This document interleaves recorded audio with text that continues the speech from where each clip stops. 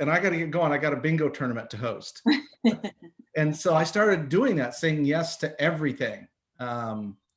And yes to any opportunity I could have to have a conversation. Gotcha. And I guess I switched from being a condemner of current thinking, which is where I was trying to approach the marketplace. Like, you dumb people, this is not how it works anymore. And you know me, especially back then, like being sort of a lot of hyperbole, a lot of like over a lot of theatrics, and switched from that to a thought leader around something positive, which is around the time that our paths crossed. So yeah, that's good. I also think too, it's like waiting for the market to come to you versus going out to the market. It's sort of essentially what you're saying. yeah. And that's a really common trap to fall into. Great. Well, I think we see some challenges coming in. Kat, you're unmute, my love. I unmuted, I thought. Okay, here we go. The first one is from Anne. I've been too spread out, wanting to do too many things, and therefore not knowing how to choose and then market one thing. Truthfully, I have the talent for many, but it works against me, always wondering how to settle into maybe 2 niches. Yes. That's the first one. I have an answer on that one, if I may. This is true, I think, for a lot of people that are generalists. It does work against you in a sense of focusing on something. Being a generalist is a great brand strategy, though. There's a great book around this called Range. Well, it's not a great book. It's an average book that's got a good point. And about having range and being a multi-tool. The main thing is I think where people get in trouble, I'm not saying this directly about you, Ann, but I'm saying as kind of a general concept is marketing is a really ineffective way to solve an identity crisis. And that's what a lot of people do, especially people, boomer or Gen Xers and boomers. They're like, well, I'm going to go market until the market tells me who I am and what they need and da, da, da, da, da. And when you do that, doubt creeps into everything, especially if it doesn't produce the desired result. And that's why I think the root of any marketing strategy and brand strategy is you got to know who you are. You got to know that down at a spiritual core self, like deep level. And because that will inform your marketing largely. So that's my take, Ann, on it's like organize around, like figure out who you are, not what you want to be in the world, but who you are and what gifts you have. We do this in root sessions in our brand sprints. What's your mission? What are your beliefs? What are your standards? That root system stuff will inform the marketing activity. The marketing activity does not inform the root system. Yeah. The thought that comes to me as well is that Americans, we're just so fixed on linear thinking and like, what am I doing? And I like to turn this over and say that it can just be for right now. Like, you can just have that focus on 1 or 2 things for right now. We don't have to think of it. We don't have to get trapped in that fixed mindset of like, this is it, I'm locking in, this is what I'm doing from now to the end of time. It can be an approach of, I'm going to explore this and stay focused on this for the next 2 years or a year. And then I'm going to regroup and see where I'm at with it. And I'm going to shift based on what the audience has told me, what the market has told me, and also where my creative energy lies. And the tool we have later really taps into sort of some of this decision making and how to make it from an energetic standpoint. But I think that's important. I know for me, I have a lot of modalities and a lot of interests, and I've learned that focus is important, particularly when you're wanting to engage an audience, because they sort of have to know what they're coming in for. But I don't have to be so fixed and like, okay, this is it now, I'm doing this forever. It can be very iterative, and I can leave space within myself to say, all right, this is the focus, and it might shift in 2 years. So those would be my thoughts. It's just an invitation in to try to experiment with that sort of mindset. Jen or Kat, any thoughts that come up for Anne on that one about being spread too thin? Yeah, I'll chime in. You know, anytime I feel spread too thin, I try to focus on one priority and make that 80% of my focus. And then everything else is kind of like, okay, like I'm going to give a little bit of water to those seeds, but I'm going to focus most of my water on this one area, this one plant. So that's my strategy personally when feeling overwhelmed or feeling like, you know, I'm trying to do everything at once, like kind of keep those other areas moving and chugging along, but pour your focus into one area. Does that change for you? What your 80% is, Jen? Yes, all the time. Okay. All the time. Yeah, it's always shifting. That's good. I would say I use blocks of time because I can get very ADD with that kind of stuff, like, and then I'm not doing anything well. So I just try to like, for this block of time, I'm going to work on this and then move on to the next thing. I usually have 28 items that I want to work on, but I try to do one at a time. Let's see. We've got next one's from Mike. Jen, do you want to read this one or do you have it in front of you? Sure. Yeah, I have it in front of me.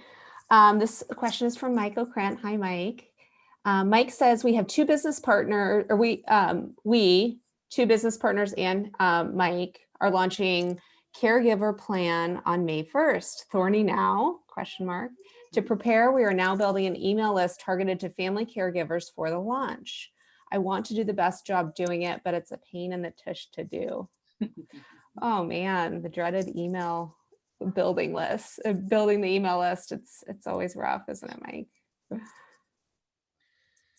So I think one of the things about doing tasks that are not energy positive, but you still have to do is, for me, in my experience, is applying a lot of self-care while you're doing that. And Kat is really good about reminding all of us about this. So if I'm sitting down to dig into something that is tough, I hear her voice in my head and I try to make myself a drink before I start.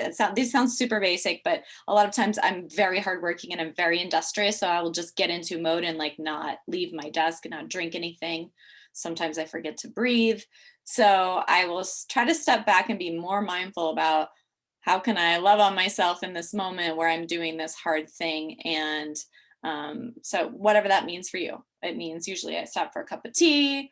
I'm like, oh, this new album is out. I'm going to put it on while I work, or I've been meaning to listen to this podcast. If it's something that I can work on and listen to something, just set myself up to kind of love myself through it.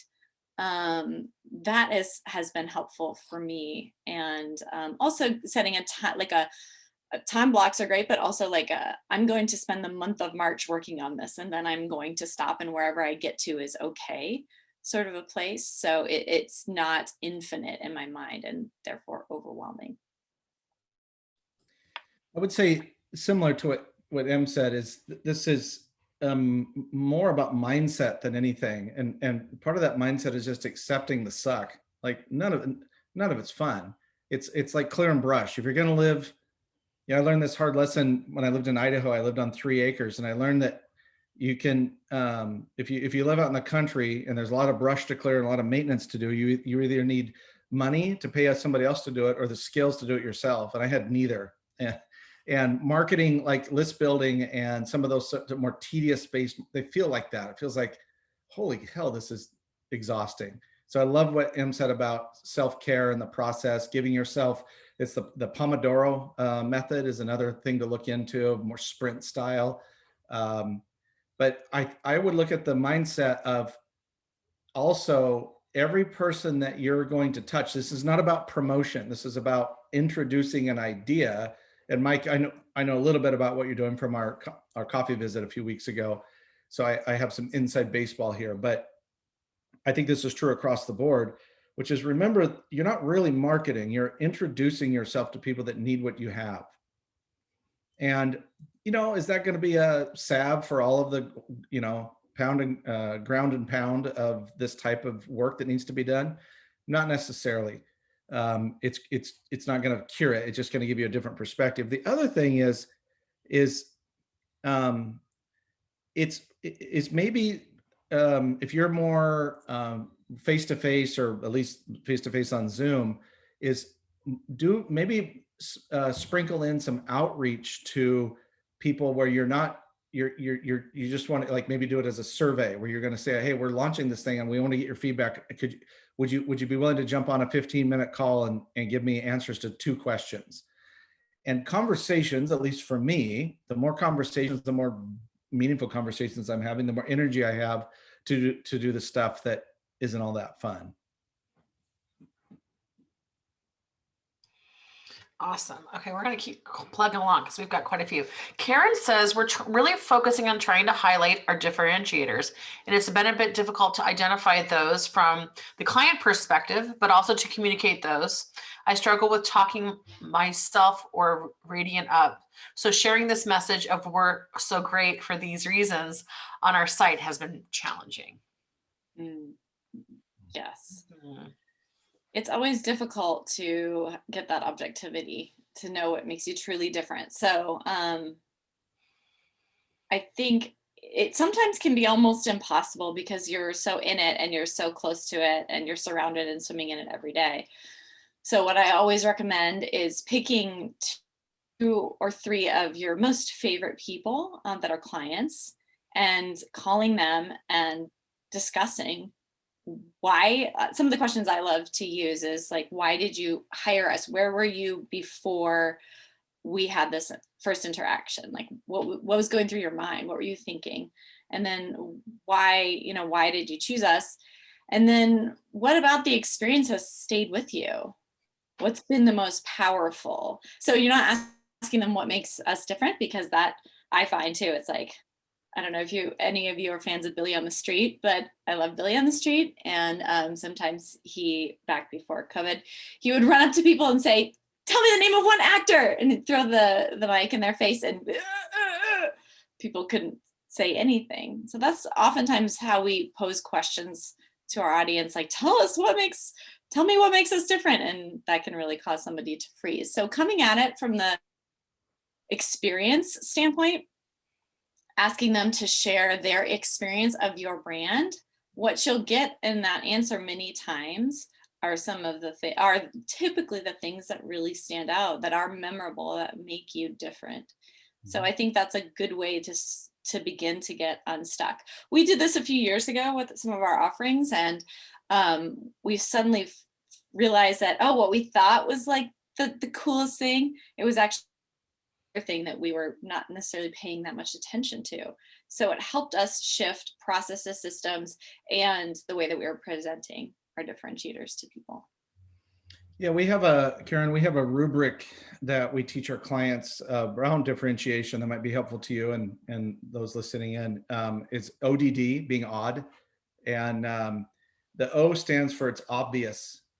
And in order to see something obvious, I think sometimes, like Emily said, you got to get some outside perspectives. One of the questions to ask someone that is looking at you externally, whether it's a client or a strategic partner, whatever, is what can we do better than anyone else you know? That's a great obvious differentiator, like if you know what that is. The second is it's got to be definitive. It can't have a lot of squish to it. Great service is not a differentiator, or leading edge technology, that's not a differentiator. So it's got to be definitive. It's got to have some density to it. And then the third one is it has to be daring. The very best brand strategy of all is heresy, is to go out and tell the truth about something and go out and be who you are in the marketplace. But it's an act of courage to do that. It's an act of courage to challenge norms, especially when you're in the professional services business. So the question is more introspective question is, what is the most daring thing, back to that ODD, what is the most daring thing I could say about my brand or our brand? And I always think back to this legendary story now of somebody asking, what's the ROI of brand, and Kat responding, what's the ROI of not being dead inside? And that's an example of being daring, of speaking truth in the moment to the thing that other people may be